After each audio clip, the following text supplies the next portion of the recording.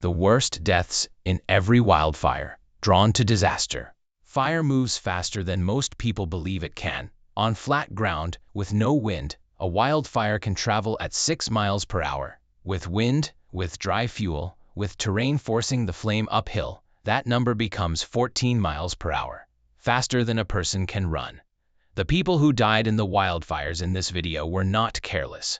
They were not unprepared in ways that separated them from the people who survived. They were in the wrong place when the wind changed, when the fire crowned, when the exit route closed. These are the worst deaths in every wildfire. Man Gulch Fire, Montana, 1949. Man Gulch is a remote drainage in the Helena National Forest in Montana. On August 5, 1949, a lightning strike ignited a fire on the south side of the gulch.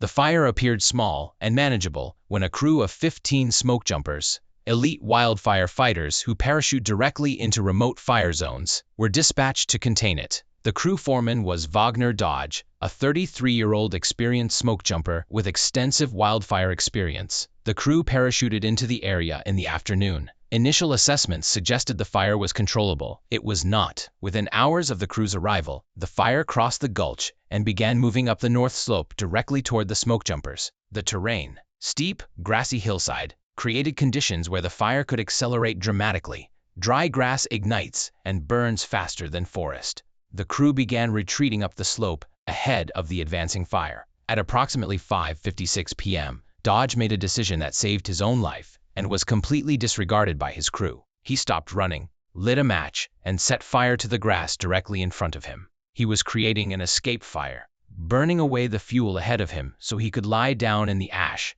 and let the main fire pass over. He called to his crew to follow him into the burned area. Not one of them did. The concept was unknown to them.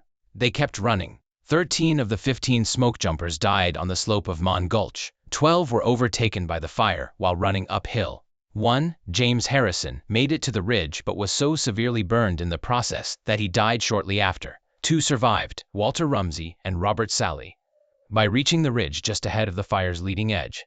The ages of the dead ranged from 17 to 28 years old. The oldest victim was 28. Most were in their late teens and early 20s. Wagner Dodge survived in his escape fire. He lay face down in the ash, while the main fire burned over him in approximately 30 seconds. He walked out of Man Gulch with minor injuries. He never led another fire crew. He died of Hodgkin's disease 9 years later and never spoke publicly about what happened on August 5, 1949. Black Saturday Fires, Victoria, Australia, 2009.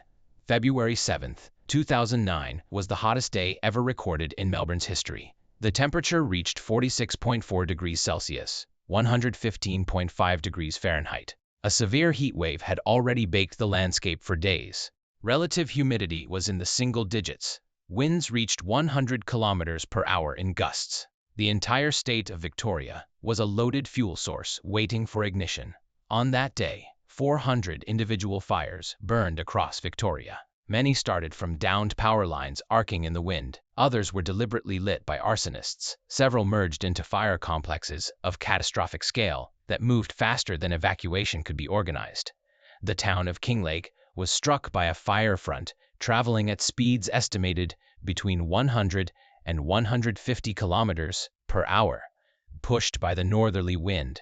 Residents who had decided to stay and defend their properties had minutes, not hours, to change that decision. Many could not get out. The fire arrived before the official warnings reached some communities. In Marysville, a town of approximately 500 residents, the fire arrived with almost no warning. 34 people died in Marysville alone. Many were found sheltering in buildings that provided no protection from the radiant heat. Temperatures in and around the fire complex reached 1000 degrees Celsius. 173 people died on Black Saturday. It remains the deadliest natural disaster in Australian history since the 1974 cyclone, Tracy. Over 2,000 homes were destroyed. More than 400,000 hectares burned. The Royal Commission that followed found that Australia's stay and defend policy which encouraged residents to prepare their properties and defend them against fire rather than evacuate, had contributed directly to the death toll. The policy was fundamentally revised after Black Saturday. It had not been revised after the previous major fire events that should have prompted the same change. Paradise, California. Camp Fire, 2018. The Camp Fire ignited on November 8, 2018 from a faulty Pacific Gas and Electric transmission line near the town of Pulga in Butte County, California. Within 90 minutes of ignition, the fire had grown to 20,000 acres. The wind that morning was blowing at 35 to 50 miles per hour, with gusts to 65. The fuel was bone dry after an abnormally low rainfall season. The fire reached the town of Paradise, population approximately 27,000, before most residents had received official evacuation orders. The combination of the fire's speed, the single main road serving as the primary evacuation route, and the density of the population created a gridlock on Skyway Road, the main road out of Paradise, that trapped residents in their vehicles as the fire overtook the town. Dozens of people died in their cars on Skyway Road and the surrounding streets, unable to move forward in the gridlock, unable to escape the fire that arrived while they were waiting in traffic. Some abandoned their vehicles and ran. Most who abandoned their vehicles did not survive. 85 people died in the Camp Fire. It is the deadliest wildfire in California history, and the deadliest in the United States since 1918. The victims ranged in age from 4 years old to 99 years old. 67 of the 85 victims were over the age of 65. Many were residents who had mobility limitations and were unable to evacuate quickly without assistance that did not arrive in time. The cause of the fire was definitively attributed to Pacific Gas and Electric equipment. PG&E pleaded guilty to 84 counts of involuntary manslaughter in 2020. The company paid $13.5 billion in settlement to fire victims and their families. A 4-year-old child named Vaughn Ness died in the fire. His family's vehicle became trapped in the evacuation gridlock. They attempted to flee on foot. Vaughn did not survive. A 99-year-old woman named Evelyn Klein died in her home. She had lived in Paradise for decades. Yarnell Hill Fire, Arizona, 2013.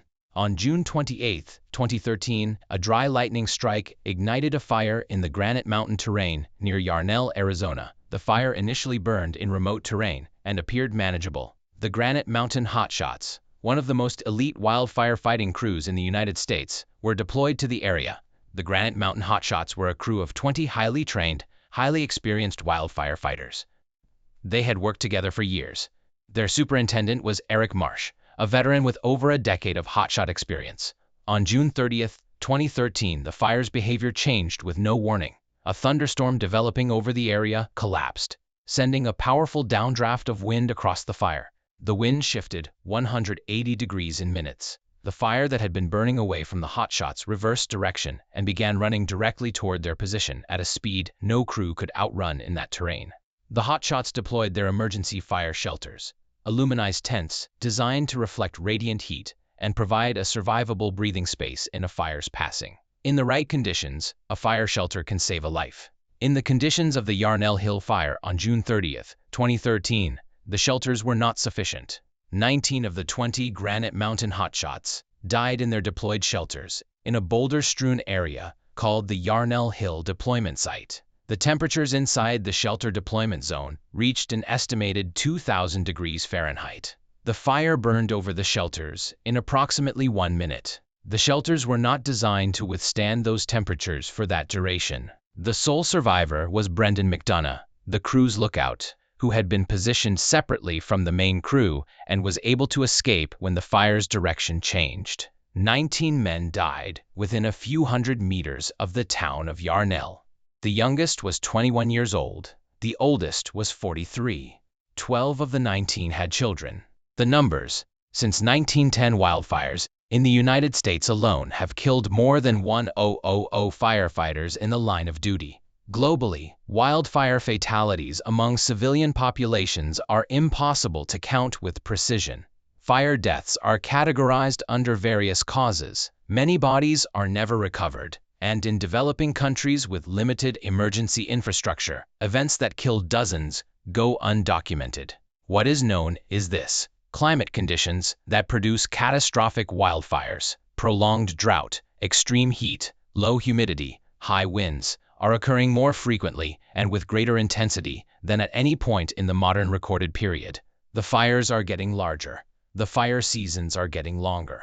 The areas considered at risk are expanding. Man Gulch killed 13 smoke jumpers in 1949 and led to the development of the escape fire technique now taught to every wildfire fighter in the United States. Black Saturday killed 173 civilians in 2009 and forced a complete revision of Australia's fire policy. The Camp Fire killed 85 people in 2018 and sent a utility company's executives to plead guilty to manslaughter in a criminal court. Yarnell Hill killed 19 elite firefighters in 2013 and produced investigations, reports, and recommendations that continue to be debated today. The fire does not wait for the investigation to conclude. If you found this video useful, subscribe for more and leave your suggestions for the next video in the comments.